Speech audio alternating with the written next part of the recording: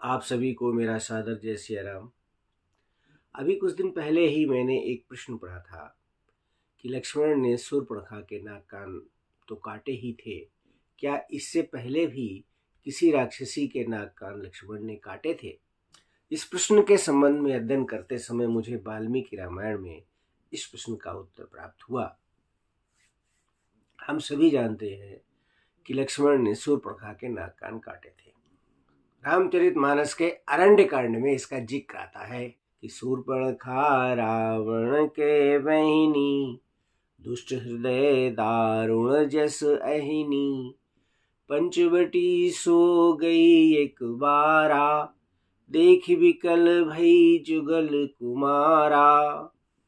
एक बार शूर्पणखा पंचवटी गई और दोनों भाइयों को देखकर वो विकल हो गई। हालांकि ये प्रश्न अलग है कि पंचवटी में राम और लक्ष्मण के पास वह उनसे शादी का प्रस्ताव लेकर के नहीं गई थी, बल्कि किसी अन्य उद्देश्य से ही गई थी। लेकिन उन दोनों राजकुमारों को देखकर वो उन पर मोहित हो गई और राम के समक्ष उसने अपनी शादी का प्रस्ताव रख दिया। इस प्रस्ताव को राम ने स्वीकार कर दिया और उसे लक्ष्मण जी के पास भेज दिया। लेकिन लक्ष्मण जी ने भी जब उसके इस प्रस्ताव को स्वीकार नहीं किया तो शूर्पणखा को क्रोध आ गया और उस क्रोध में उसने ये सोचा कि ये जो सुंदरी बैठी हुई है राम और लक्ष्मण के पास में, उस सुंदरी की वजह से ही मेरा विवाह नहीं हो पा रहा है। इसलिए उस सुंदरी की ओर उसने झपट्टा मारा, उसको खाने के, उसको नष्ट करने के इरादे से। यानी कि सीता जी की ओर वो झपटी, और जब सीता जी की ओर वो झपटी तो राम ने लक्ष्मण को इशारा किया और लक्ष्मण ने राम के इशारे को समझकर शूर्पणखा के नाक कान काट दिए।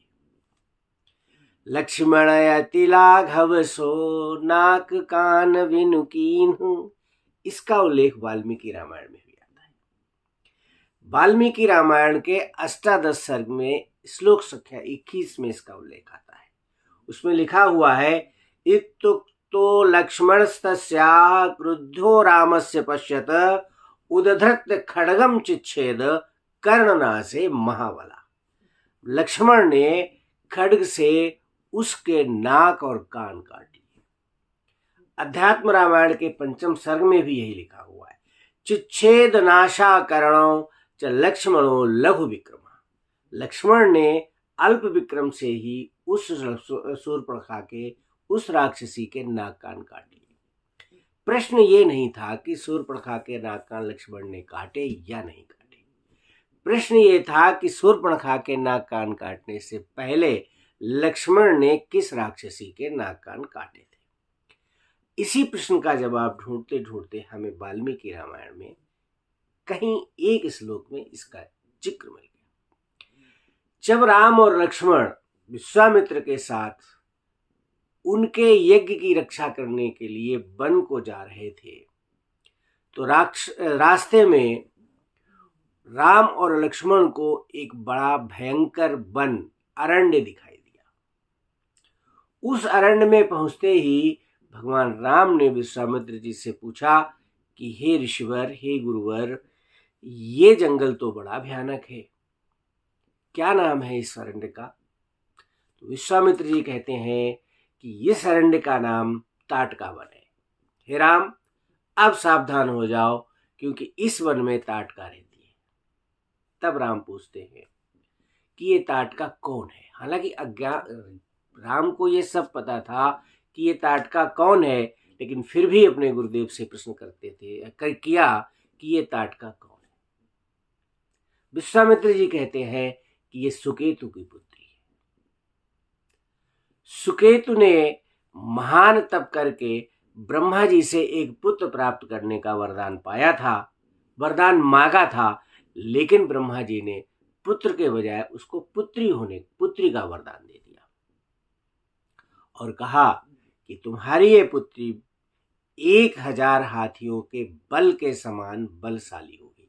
यानी इस पुत्री में 1000 हाथियों का बल होगा। ये वही सुकेतु सुता है।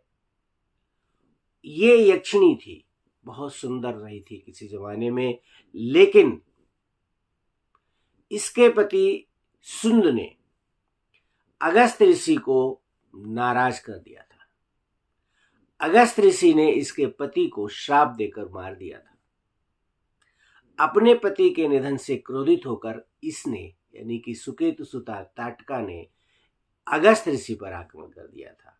तब अगस्त ऋषि ने इसको राक्षसी होने का श्राप दे दिया और अगस्त ऋषि के श्राप से ये राक्षसी आज इस वन में विचरण करती है और यहाँ जो दो अति सुंदर नगर थे, करुष और मलद नाम के, उन दोनों नगरों को इस ताटका ने नष्ट भ्रष्ट कर दिया है, तहस नहस कर दिया है।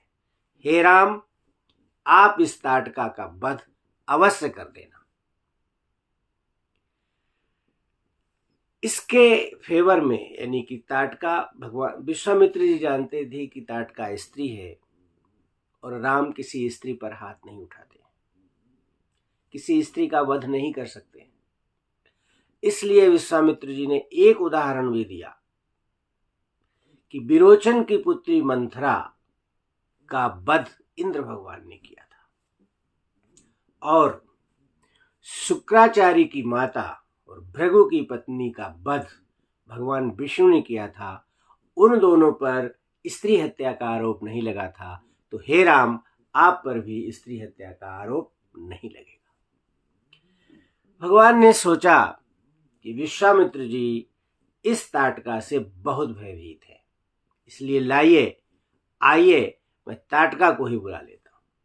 और इतना कह करके उन्होंने यानी भगवान राम ने अपने धनुष की प्रत्यंचा की खींच कर एक टंकार की और उस टंकार के सुनते ही वो ताटका जाग गई।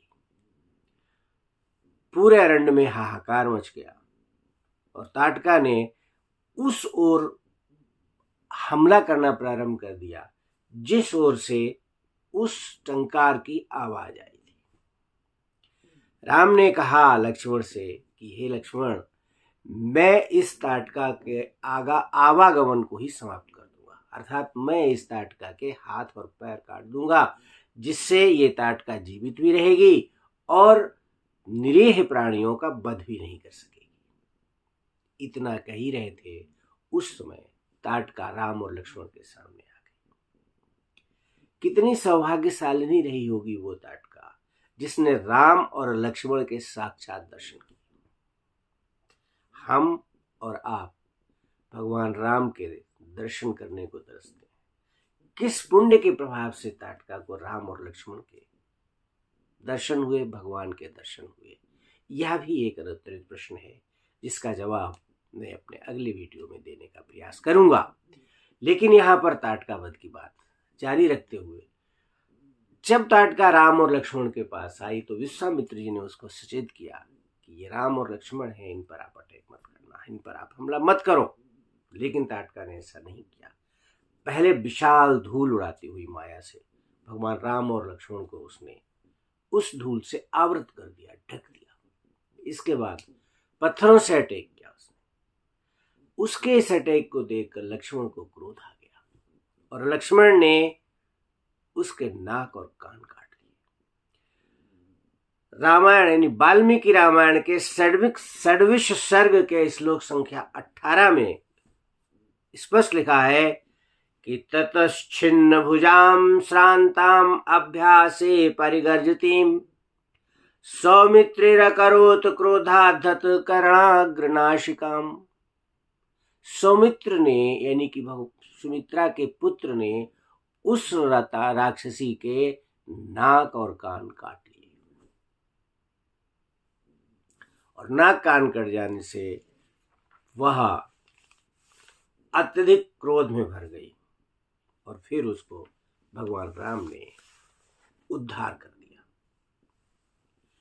इस तरह यह स्पष्ट है कि भगवान राम के कहने पर शूर्पणखा के नाक कान काटने से पहले लक्ष्मण ने ताटका के भी नाक कान काटे थे। भाइयों और बहनों, आपको मेरा ये वीडियो कैसा लगा मुझे अवश्य बताइएगा, कमेंट करिएगा और मेरे YouTube चैनल भक्ति भास्करम को सब्सक्राइब अवश्य करें, जरूर करें, मेरा निवेदन है, क्योंकि आपका एक सब्सक्रिप्शन हमारा संबल है, हमारा मनोबल बढ़ाता है।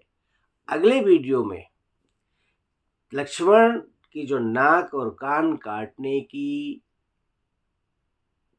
परंपरा थी वो केवल 2 राक्षसियों तक ही सीमित नहीं रही, उन्होंने एक अन्य राक्षसी के भी नाक कान काटे थे। और अगले वीडियो में मैं आपको बताऊंगा कि वो तीसरी राक्षसी कौन थी जिसके लक्ष्मण ने नाक और कान काटे थे। जय श्री राम। वीडियो देखने के लिए धन्यवाद। जय श्री राम। राधे राधे।